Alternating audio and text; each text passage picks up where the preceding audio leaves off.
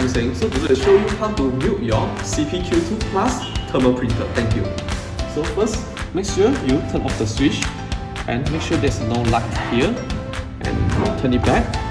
So open the cover here. Then you see there's a number 2 and it's on the on position. So you need to turn it off like this.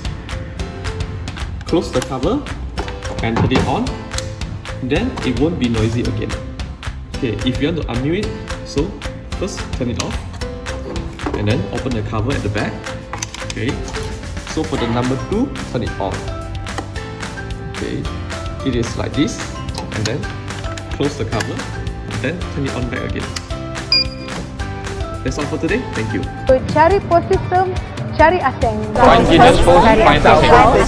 Aseng. 找 post system 找 Aseng